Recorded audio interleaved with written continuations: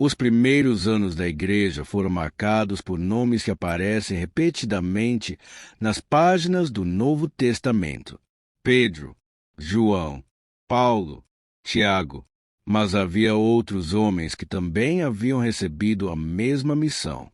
Homens que caminharam ao lado de Jesus, ouviram seus ensinamentos, testemunharam sua morte e, segundo os evangelhos, encontrarão-se com ele depois da ressurreição.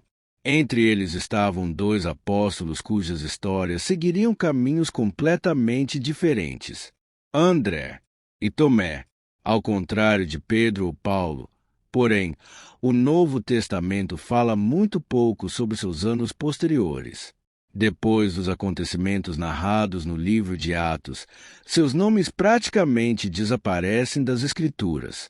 É justamente nesse ponto que nossa investigação começa. Porque, quando a Bíblia silencia, surgem naturalmente algumas perguntas. Para onde eles foram? Quais povos conheceram? Como as primeiras comunidades cristãs preservaram a memória desses homens? E o que realmente sabemos sobre suas viagens? Responder a essas perguntas exige um cuidado ainda maior com as fontes. Ao longo deste documentário, caminharemos por 3 níveis diferentes de evidência. Primeiro, veremos o que afirmam os próprios livros do Novo Testamento. Depois, conheceremos os testemunhos deixados por escritores cristãos dos primeiros séculos. E, por fim, apresentaremos tradições antigas preservadas por diferentes comunidades, sempre deixando claro quando uma informação pertence à memória tradicional e quando não pode ser confirmada pelas Escrituras. Essa distinção será especialmente importante, porque poucas figuras do cristianismo antigo deram origem a tantas narrativas quanto Tomé e André. Algumas delas possuem registros muito antigos. Outras surgiram séculos depois.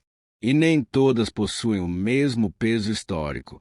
Nosso objetivo não será provar ou negar essas tradições. Será compreender como elas nasceram e porque permaneceram vivas durante quase 2000 anos. A história começa com André. Segundo o Evangelho de João, ele foi um dos primeiros discípulos a seguir Jesus.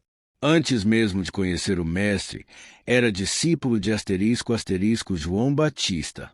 Quando ouviu João Batista identificar Jesus como o Cordeiro de Deus, André decidiu segui-lo. Depois desse encontro, fez algo que mudaria a vida de sua própria família. Foi procurar seu irmão. Chamava-se Simão. Ao encontrá-lo, disse apenas: "Encontramos o Messias." Foi André quem conduziu Pedro ao primeiro encontro com Jesus. Um gesto simples, mas que teria consequências imensas para a história do cristianismo. Ao longo dos evangelhos, André aparece discretamente. Não faz grandes discursos. Não ocupa o centro da narrativa, mas sempre surge aproximando pessoas de Jesus. Foi ele quem apresentou o menino que carregava 5 pães e 2 peixes antes da multiplicação dos alimentos. Também foi André quem acompanhou alguns gregos que desejavam conhecer Jesus poucos dias antes da crucificação. São participações breves, mas revelam um traço constante de sua personalidade, enquanto outros discípulos apareciam falando às multidões. André parecia destacar-se por conduzir pessoas ao encontro de Cristo. Depois da ressurreição e do Pentecostes, ele continua entre os 12. E então, as Escrituras deixam de contar sua história. Mas isso não significa que sua missão terminou. Significa apenas que, a partir daqui, precisaremos seguir outro tipo de caminho. Um caminho preservado pelas memórias das primeiras comunidades cristãs. E é exatamente por esse caminho que nossa jornada continua. Depois que o Novo Testamento deixa de acompanhar a trajetória de André, são os escritores cristãos dos primeiros séculos que voltam a mencioná-lo. Entretanto, diferentemente de Pedro ou João, os relatos sobre André são mais fragmentados. Eles aparecem em diferentes regiões, preservados por comunidades que associavam sua origem à passagem do apóstolo. Um dos primeiros autores a relacionar André com essas missões foi Orígenes. Séculos depois, o historiador Eusébio de Cesareia, ao citar Orígenes em sua história eclesiástica, afirma que André teria recebido como campo missionário as regiões da Sítia. Mas onde ficava a Sítia? Na antiguidade, esse nome era utilizado para designar um vasto território ao norte do Mar Negro. Não correspondia a um único país, mas a uma extensa região ocupada por diferentes povos. Hoje, partes desse território abrangem áreas da Ucrânia, do sul da Rússia e de regiões vizinhas. A informação preservada por Eusébio é breve. Ele não descreve viagens, não menciona cidades, nem relata acontecimentos específicos. Ainda assim, tornou-se uma das tradições mais antigas sobre o destino de André. Com o passar dos séculos, outras comunidades ampliaram essa memória. Na tradição preservada em torno de Bizâncio, posteriormente conhecida como Constantinopla, André passou a ser lembrado como um dos responsáveis pela evangelização daquela região. Essa associação tornou-se especialmente importante para a Igreja de Constantinopla, que mais tarde reconheceria André como seu fundador espiritual. É importante observar, porém, que essas tradições refletem a memória das comunidades cristãs e não são descritas no Novo Testamento. Outra região frequentemente ligada ao nome de André é a Acaia, no sul da Grécia.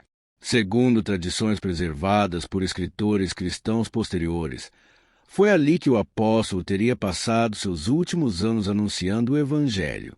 A cidade de Patras ocupa lugar central nesses relatos. É nela que surgem as narrativas mais conhecidas sobre o martírio de André. Grande parte dessas informações aparece nos chamados Atos de André, um texto produzido provavelmente entre o século II e III.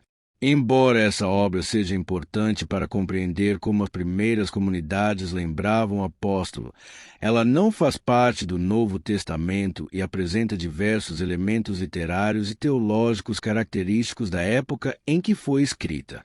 Por isso, historiadores utilizam esse documento com cautela. Ele ajuda a entender o desenvolvimento das tradições, mas não pode ser tratado da mesma maneira que os relatos bíblicos. Ainda assim, existe um ponto que atravessou praticamente todas essas tradições: a convicção de que André permaneceu fiel à missão recebida de Jesus até o fim da vida. Independentemente do caminho exato que percorreu, diferentes comunidades espalhadas pelo mundo antigo preservaram sua memória como um missionário que levou a mensagem cristã para além das regiões descritas no livro de Atos. Talvez seja justamente esse o aspecto mais significativo. As rotas podem variar conforme as tradições. Os detalhes podem mudar, mas quase todas concordam em um ponto.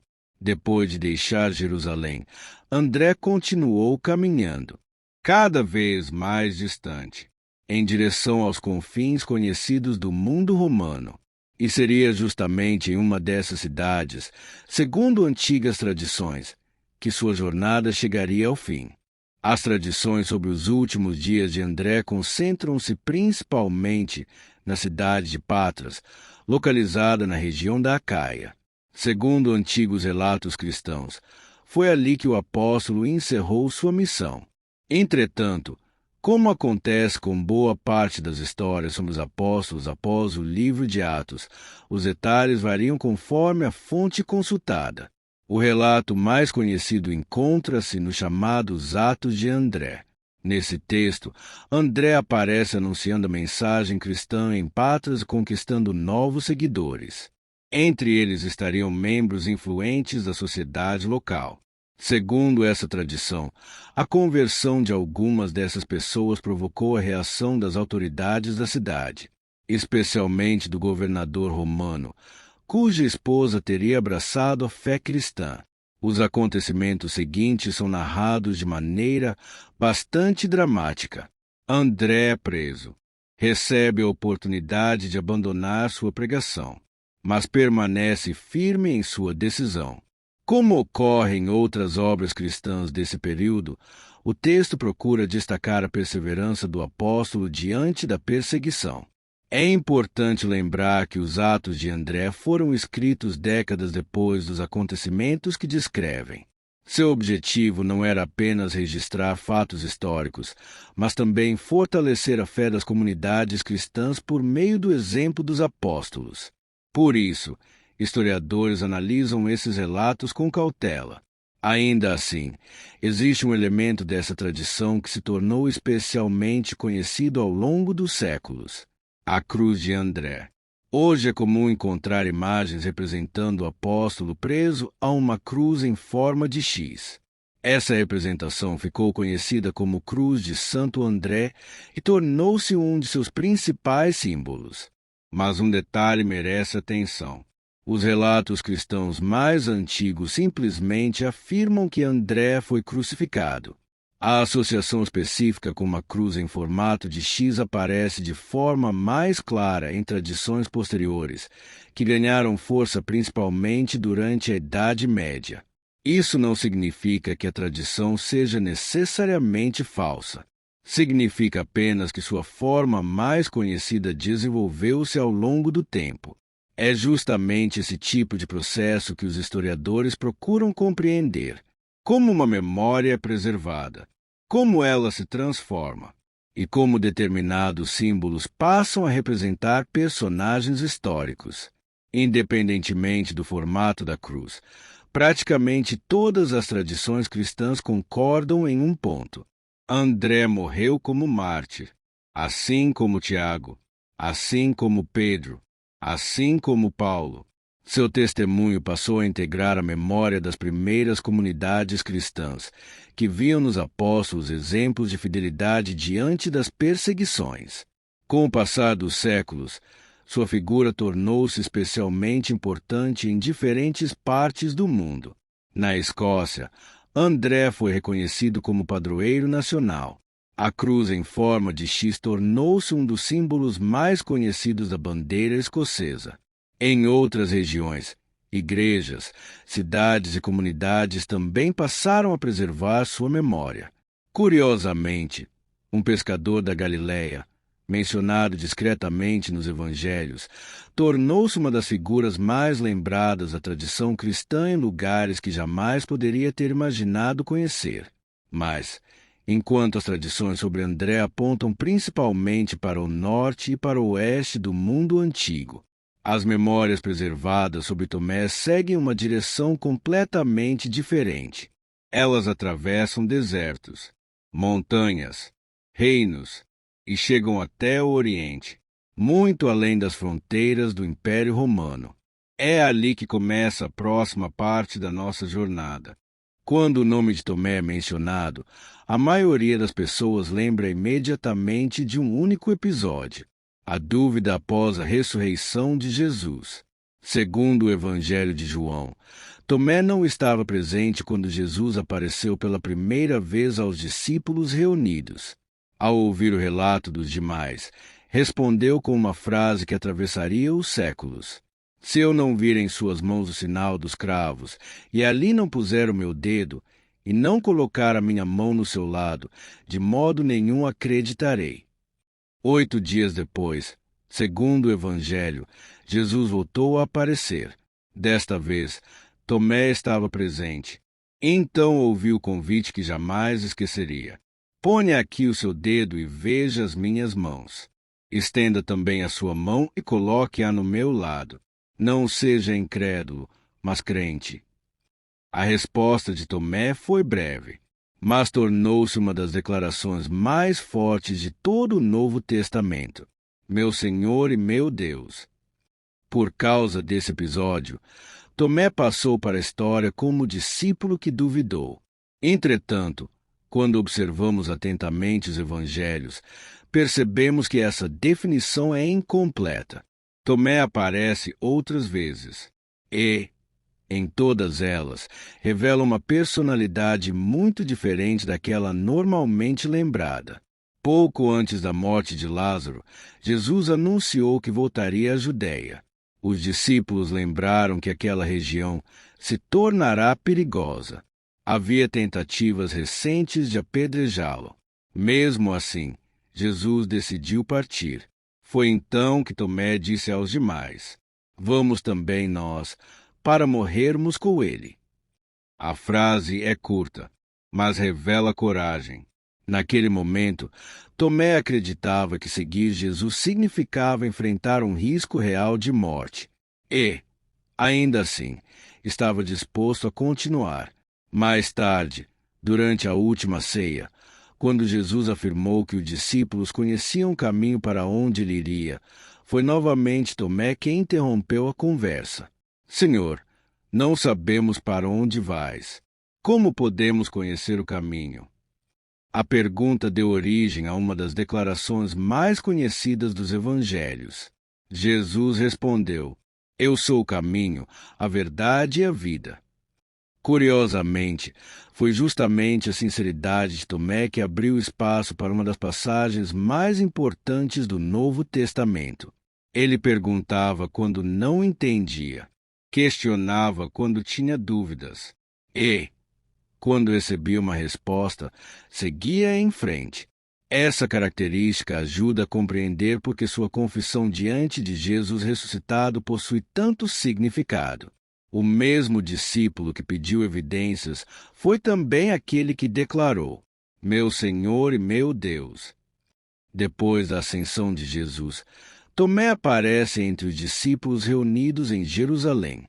Está presente em Pentecostes e continua fazendo parte do grupo dos 12. Depois disso, assim como aconteceu com André, seu nome desaparece da narrativa bíblica. É justamente nesse silêncio que começam algumas das tradições mais fascinantes do cristianismo antigo. Segundo antigas comunidades cristãs, Tomé teria seguido por uma rota completamente diferente da maioria dos apóstolos. Enquanto muitos permaneceram próximos do Mediterrâneo, as memórias preservadas sobre Tomé apontam para uma jornada que atravessaria o Oriente. Uma viagem tão longa que, durante séculos, muitos chegaram a questionar se ela realmente teria acontecido. Mas essas tradições sobreviveram e continuam vivas até hoje. Quando o Novo Testamento deixa de acompanhar a trajetória de Tomé, o silêncio das Escrituras é preenchido por tradições preservadas durante séculos em diferentes regiões do Oriente. Entre os documentos mais conhecidos está uma obra chamada Atos de Tomé. Produzido provavelmente no início do século III, esse texto descreve uma longa viagem missionária rumo ao Oriente, chegando até a Índia. Assim como aconteceu com os Atos de André, esse livro não faz parte do Novo Testamento. Mistura elementos históricos, narrativas simbólicas e características literárias próprias da época em que foi escrito. Por isso, historiadores utilizam principalmente para compreender as tradições que circulavam entre as primeiras comunidades cristãs, e não como relato histórico no mesmo nível dos textos bíblicos. Ainda assim, o fato de essa tradição ter surgido tão cedo chama a atenção. Ela não permaneceu apenas nos manuscritos. Também foi preservada por comunidades cristãs que existem até os dias de hoje. Na costa sudoeste da Índia, especialmente na região de Kerala, há antigos grupos cristãos conhecidos tradicionalmente como os cristãos de São Tomé. Segundo sua própria tradição, a origem de suas comunidades remonta à chegada do apóstolo Tomé no século I. Essa memória atravessou gerações.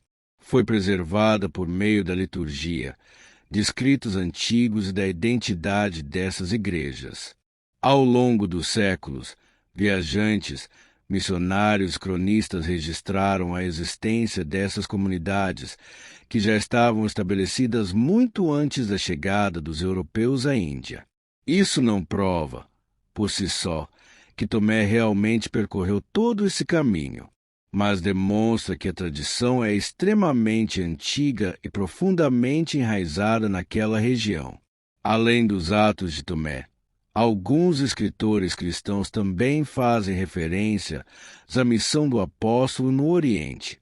Entre eles está Efraim, o sírio, cujos hinos mencionam Tomé e associam sua missão às terras orientais.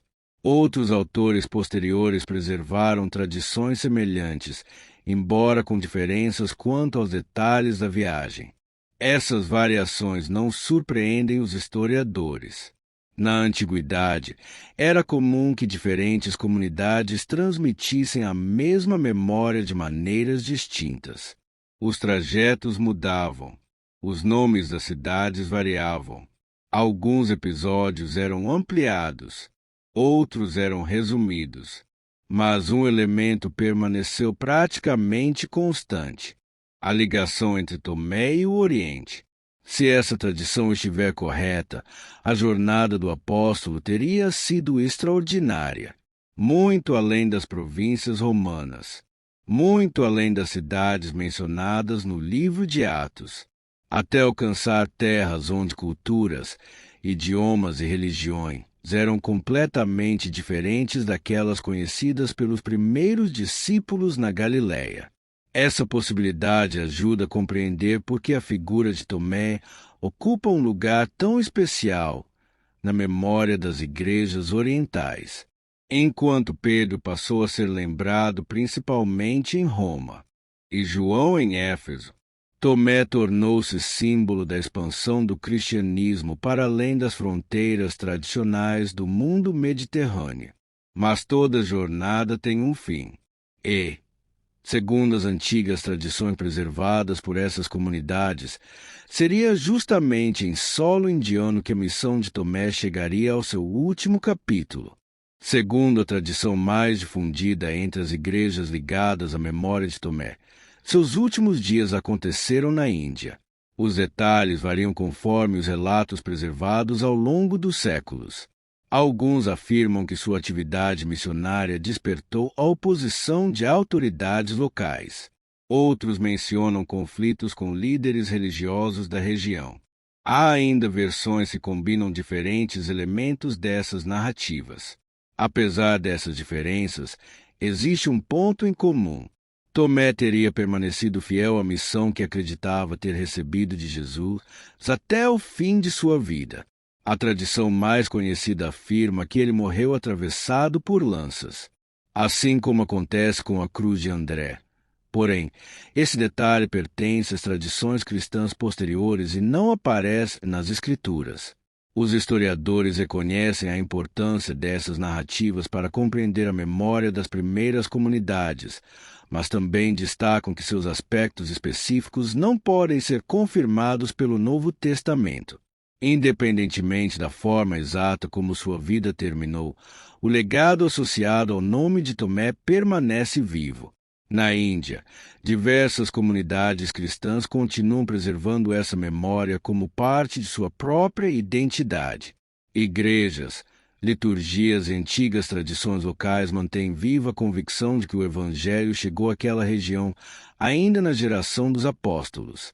Essa permanência ao longo de tantos séculos explica por que Tomé ocupa um lugar singular na história do cristianismo.